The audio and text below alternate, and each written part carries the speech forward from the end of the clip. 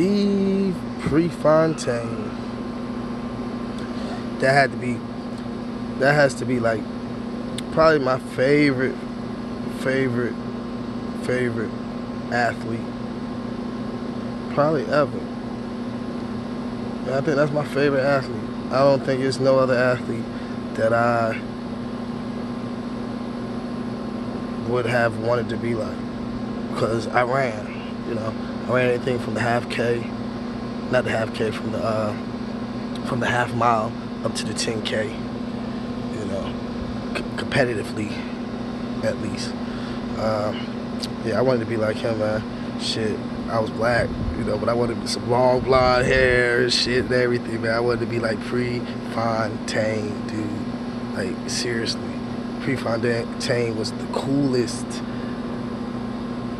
And I wasn't living during his time frame, but I was running, and I ended up coming across this guy. And he was quite entertaining. He ran for the University of Oregon.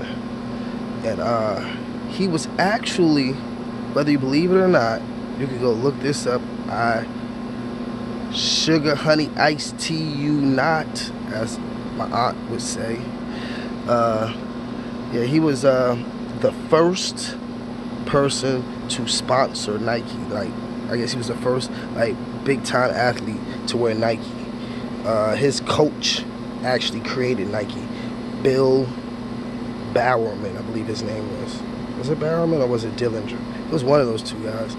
One of those two guys, Bill Bowerman or Bill Dillinger. I think it was Bill Bowerman was his head coach. And he created Nike, and Nike had like this running shoe, and it was called the Waffle. I used to wear it. I had me a Nike Waffle, I never knew why it was called the Waffle. Well, during watching the movie Prefontaine, come to find out, this guy used to make the Nike Waffle off a waffle iron.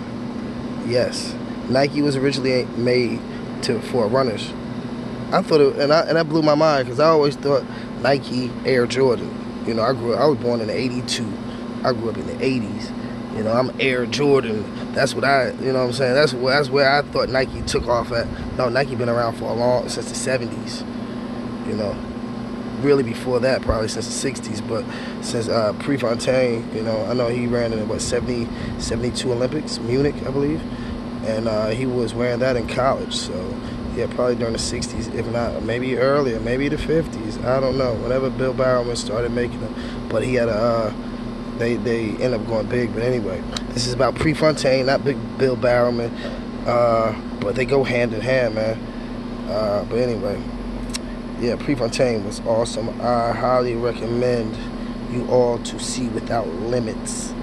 Prefontaine, the movie, is pretty good, but Without Limits, the movie, oh man, that is off the chain. Man, I want to watch it now. I need to find it. And then the soundtrack to that movie is phenomenal. If you're into like music, it's not like hip hop, it's like Rocket Man. It's like 70s music, but it's alright. Man, that's a great movie. I highly recommend it.